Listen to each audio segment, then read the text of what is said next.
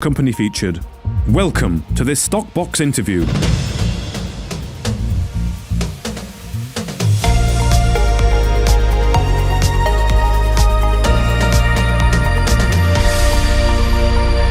George Roach, the CEO of Premier African Minerals, and Chris Male, the Exploration Manager, join us today. Welcome to you both. Thank you for joining us today. Yes, thank you. Thanks very much indeed, and good to be chatting to you. So, George, the half-year results were recently announced. Can you give us a general update across Premier over the last 6 months? Sure. Look, it's been a good 6 months. I think that's the best start point for it.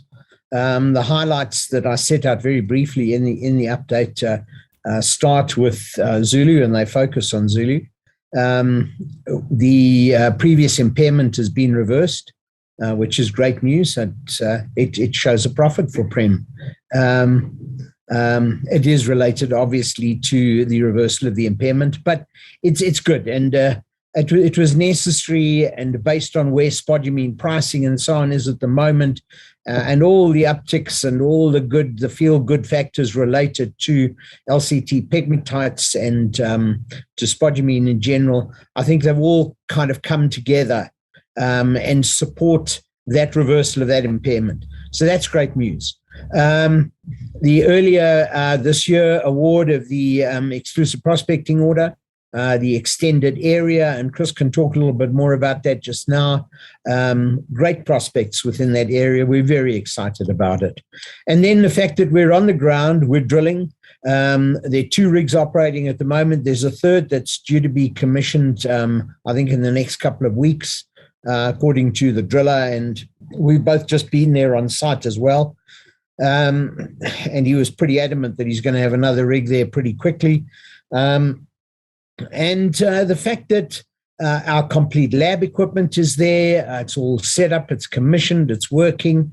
Preliminary results are imminent. In fact, I think as I speak, the first analyses, field analyses that are being done. And obviously that's subject to validation in independent labs and so on, but it's going to give us good information. And once again, Chris will update on that just now. So generally a good and exciting period. Very briefly moving away from Zulu on RHA, wolframite prices are good. They're holding up very nicely. We've had some additional study work done. And I think there's reasonable prospects for RHA. It's going to be subject to a bit more work and a bit more negotiation with our partners in Zimbabwe. We're hoping to get that resolved fairly soon. So generally all around quite an exciting period, and generally feeling quite buoyant and excited about where we're going. Okay, good. Now, you've mentioned that you are active on the ground, and Chris will take us through this in a moment, and we've got some pictures to look at.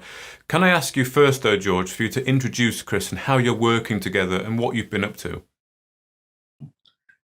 Sure. Look, Chris's background is as an experienced and very well qualified exploration geologist. Chris has done work for us in the background at RHA historically and at Zulu, and on 1 or 2 other projects as well. He's been around quite a bit. He's done a lot of independent consultancy work as well for others. I'm very pleased that we've been able to get Chris to agree to come and dedicate himself to this very exciting Zulu project.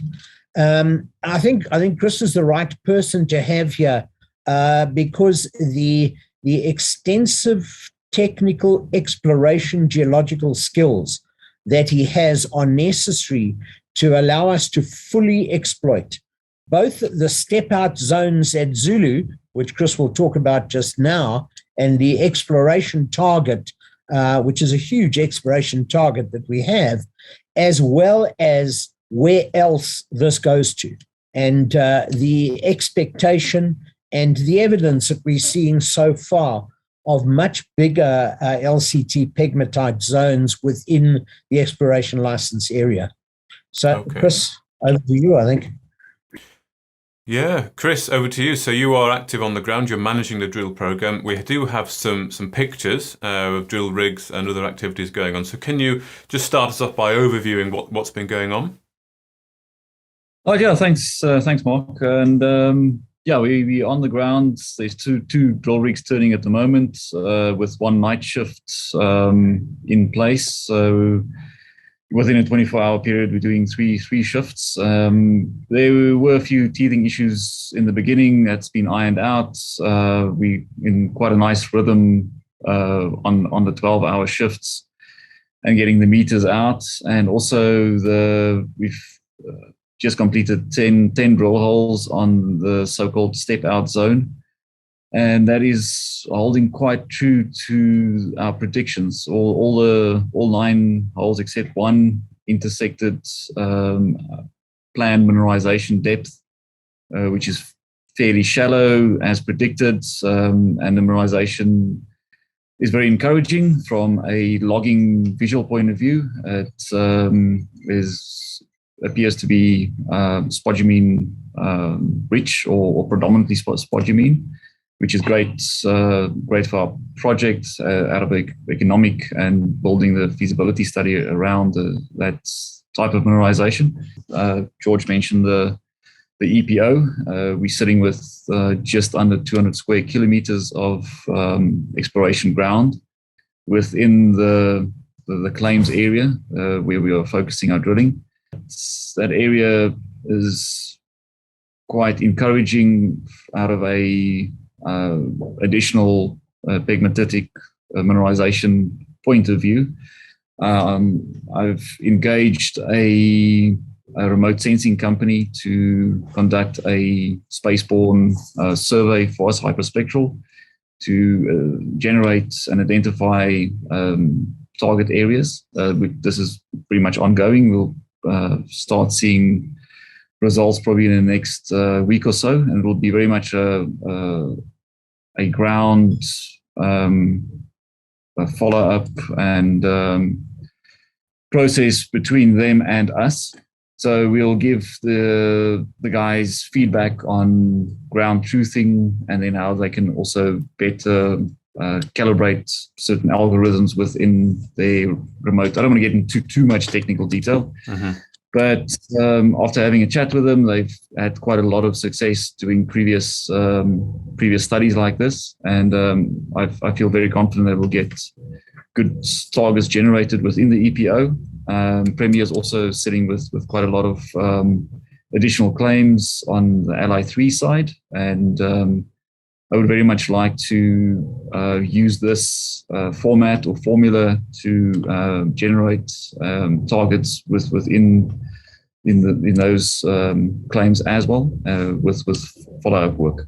So. Okay. Yeah, look, I think let me just come in there and just mention that, and we haven't spoken about it recently, Mark, but we do have a lot of other claims, as Chris has mentioned, and this remote sensing that we're talking about will allow us to accelerate our overview of those, and we could easily end up with more significant mineralized pegmatites elsewhere in Zimbabwe still.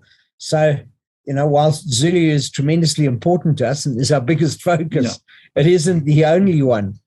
I think it's also worth just going back a little onto the sample preparation, compositing, and analysis that we can take on site and we can do on site. And perhaps Chris can just give us a little bit of an overview of the LIBS system that we have at site to analyze what our anticipated lithium is, what it constitutes, what it amounts to.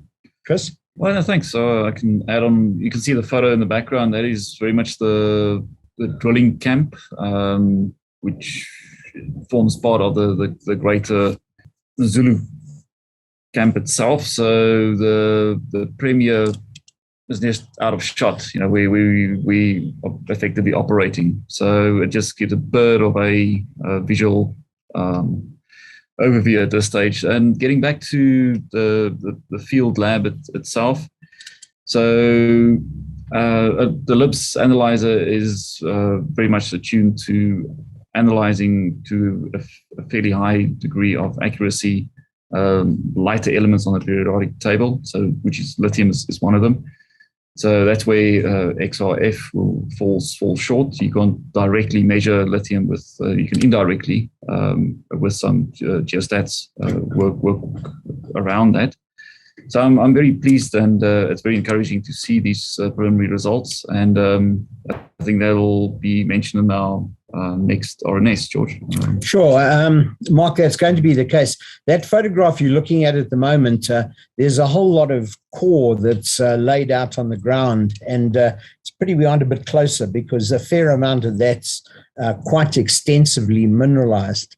And I think next time we're up there, we're going to get you some close-ups of that. Okay. Yeah, look, I think, sorry, Mark, over to you.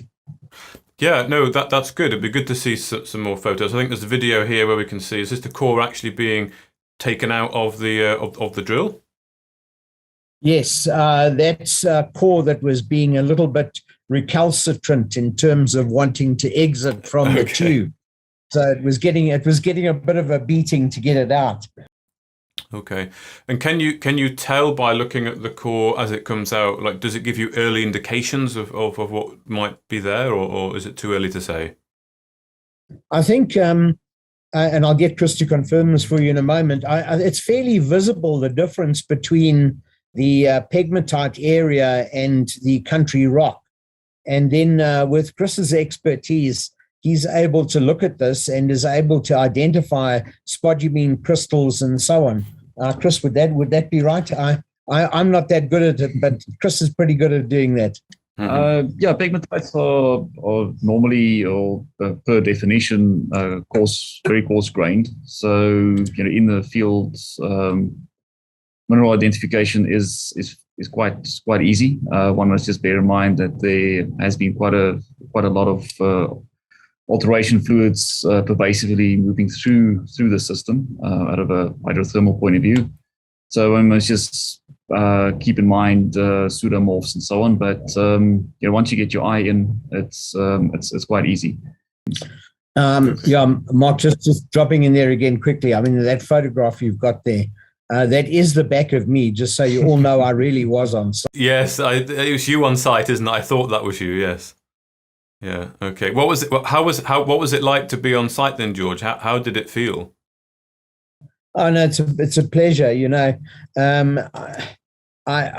We got to the point. There've been so many difficulties with the final bits and pieces of lab equipment and all the rest of it, and delays trying to get through borders, et cetera, that eventually the remnants of it was loaded in the trailer that you saw in a previous one of those photographs, and I put it behind my vehicle and I said, that's it.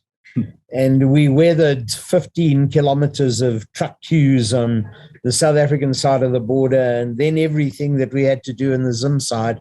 And I mean, that was it. So being at site's a pleasure. I love being there. I wish I could be there more often. I wish I could be doing this interview from there rather than from where I'm sitting. How's that? Well, hopefully one day we can do that, George. We'll have to work that out technically. But just a final few words from you then. When are you expecting results? What's going to come to excite investors and yourself in the short term?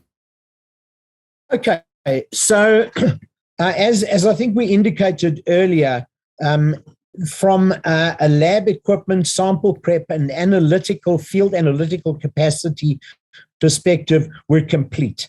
And some of that analysis is being done right now. As we are speaking, some of this analysis is being done. So the ability to report on intersections, update on drilling, and so on and so forth really is, as I said in the release this morning, it is imminent. And we'll be working on it as we finish talking to you. The other very important issue is that our former exploration manager at site, Wolfgang Hempel, who's still on our board, Wolfgang is in Germany at the moment, just travel difficulties. Wolfgang gave us an exploration target of 80 million tons in these step-out zones. And that's what Chris has targeted initially. Now, we can't forecast tonnage from what we've seen. We can only say that where it was indicated we would hit mineralized or mineralization and be in the ore body, that generally is what's happened. So we're quite excited from that point of view that the early indications, subject to all the qualifications and everything I have to add to it, the early indications are that we're hitting the additional mineralization as was forecast. And that's great news for the project overall. So very excited about this going forward. Okay. Well, George Roach and Chris Male, thank you very much from Premier African Minerals. Oh, thank you very much. Thanks indeed, Mark. Yeah, thanks, Mark. Thank you for listening to this Stockbox interview. For more information, interviews and videos, visit our website at stockboxmedia.com or give us a follow on Twitter by searching @StockboxMedia.